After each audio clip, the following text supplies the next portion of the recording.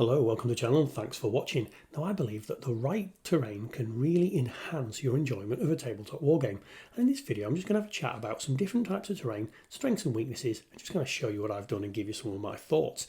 Now this first one is a Necromunda gaming tile. It's 12 inch by 12 inch and modelled to really represent an underhive workshop so that when your models are moving around you really know where they are without having to deploy too much of your own imagination. So there is a half-used toolkit, a dismantled vehicle, some rusty steps leading up to a old container being used as a sleeping area with wire mesh for a window. There's total immersion so that you really feel you are in the environment that these models are moving over. Massive advantage of pre-built terrain.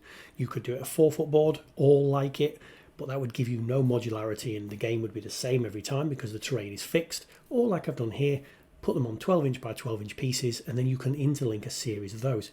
Each individual one will be fixed, but you will have a little bit of variability when you play because you can put these tiles in a different location. This one here is a Sistra Battle tile, and again the plastic building has been put onto a wooden base, cobblestones on the outside, on the inside some moulded on pieces to make it look like fleur-de-lis and real buy you into the Sistra Battle environment, so that when you're playing the game you don't have to add that extra level of thought in your mind to go, oh actually, where am I playing, what is going on? You know this is a ruined imperial city that has some involvement to the Sisters of Battle, and that's again massive strength of doing the real built-in kind of scenery bits. You do have to do a bit more work to build them in, but you get the trade-off of, while you're playing, it looks prettier. Now straddling the line between, I suppose, fixed terrain and scatter terrain, something like this. Now this is some of the scenery tiles from Necromunda, my favourite game. When it was re-released a few years ago, they gave you these cardboard tiles, pre-printed on both sides, again with some interesting detail on the floor to begin to immerse you into the environment that you're in. You could just play on a 3x3 flat piece of board, but the tiles part start adding some detail, and they've got areas where you could pretend there are walls. Now adding in some terrain starts to take away the pretend and add to the environment.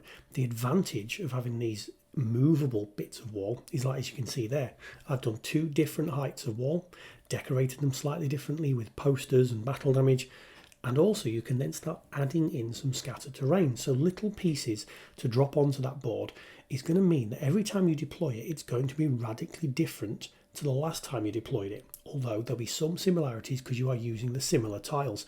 So you're adding a level of flexibility whilst keeping some of the kind of immersion that you had from before. Now moving on to total what you would call scatter terrain now. So there's no fixed board these are going on. These will go down on a gaming mat or a table or something like that.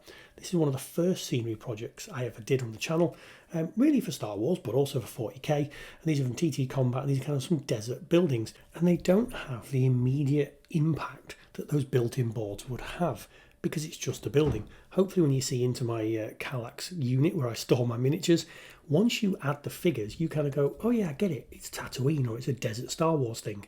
So you've not got the instant scenic buy-in, but what you do have is adaptability and ease of storage. So you can see here, this is a whole 6x4 gaming table's worth of terrain packed into a small box. Now you can imagine the space that modular tiles will take up. Now you see some damage at the bottom of this terrain, and that's because this terrain used to be attached to modular boards. You'll notice from the Sistra Battle ones I just showed you, this is obviously what the city was. Now this footage is from last summer, so this board doesn't exist anymore, it has been destroyed, and this board at this stage was probably 5-6 years old at this time, had a lot of gaming on it, and I just laid it out before dismantling it just to kind of, well, to show my mates really the board was going at the time.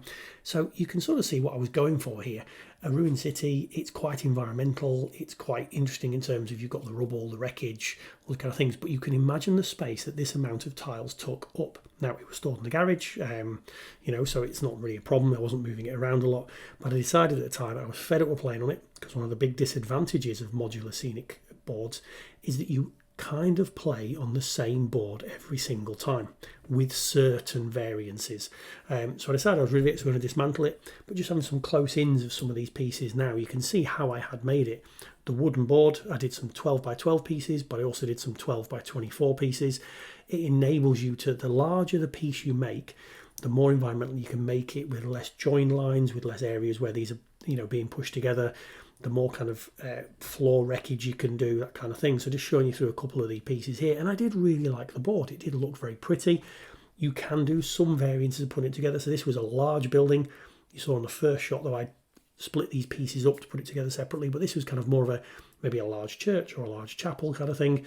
And it was lovely to play over, but did get a bit dull because you were playing over the same pieces again and you know the line of sights or whatever. Another thing as well, it was getting a bit battered when I decided to dismantle it. I played over this for several years. It either needed repairing or, in the case of what I chose to do, destroying, because I was going down to a gaming event at a friend's house. He didn't have enough terrain and he said, oh, could you bring any? I did not want to bring these whole pieces. It would have completely filled the car with bits of wood. So I took a screwdriver and a hammer and dismantled it. You can see the clay that I'd used to mould the tiles and mould the cobblestones. Couldn't get all the terrain off, but I got most of it off, and that's what you see packed down into that box that I've just shown you then. And if you follow me on Instagram, you will see this scenery has popped up on a number of occasions over the last year when I've been away gaming at friends' houses, and we typically play down in London, where one mate lives, or crossing Leeds, as you'll see recently. And generally, I take some scenery down because there'll be a number of us, and you go to someone's house and they haven't necessarily got enough terrain to set up multiple 6x4s, and this terrain has come with me. Now, recently I had another conundrum because we were playing at a different mate's house across in Leeds, and he had one table he could use with a big piece of 6x4 wood to go on top of to set a terrain up, but there was 4 of us and we wanted to use 2 tables. So I picked these up. Now, these are foldable tables meant for camping or barbecues or whatever. Now, if you're in the UK, I got these from Home Bargains, about 35 quid a table, I think they were, advertised as 6x2 and be able to take enough weight to gaming. So I thought, brilliant. I'll pick a couple of these up, and yet when we come to your house, mate, at the weekend, we can actually set up 2 tables and all 4 of us can play at once rather than waiting around for other people to finish. So I thought, brilliant, 70 quid investment is definitely going to be worth it. So you can see me here unpacking these tables. So yeah, I am now featuring in my videos. You ain't going to see my face, and it might be a long while before you do. I don't think my face is really suitable for YouTube, but you know, if you are desiring to see my face, comment down below, although that would be a bit weird. But yes, so taking these out of the boxes and putting them up took 30 seconds to a minute or so to actually get them built up and on there. Obviously from now on it's going to be a lot easier to build them up because they're already out of the packaging. So they weigh a few kilos. You know, they are reasonably heavy, these tables. They're obviously fairly heavy duty. Now when you fold them up once you've used them, there's a really cool little carrying handle you can see there that actually to move them around once they're out of the boxes was easier than it was moving around in the boxes. So we're popping these 2 tables up, real simple, unfolding the legs and getting them up there. Now, getting excited about transportable tables is a little sad. However, this kind of thing is going to change what we will be able to do when we're gaming as a gaming collective, as a group of mates, because when we do normally play, sometimes we only play on one board because depends whose house we're at. There isn't necessarily, most people don't have 2 dining room tables, and let's be honest, that is where most games of 40k probably take place. In my case, play in the garage, but the garage gets used for other things. So having a table that can come up and come down will really change the dynamic of how we can play, which is really, you know, positive. When we look at the size here, they're slightly over 4 foot wide, which I actually think is an advantage because you've got a bit of space either side to, you know, put your cards down, your books, whatever, but it's a little under 6 foot long by about an inch. Now, if that inch really matters, you know, tournament, whatever, probably not going to be for you, these tables, but if it doesn't, and generally I don't think it does. So we put the mat down, 6x4 gaming mat, and then it's time to deploy the terrain. So quick with a whisk of magic. This is not as full a board as I'd like, so I'm actually going to build a little bit more terrain.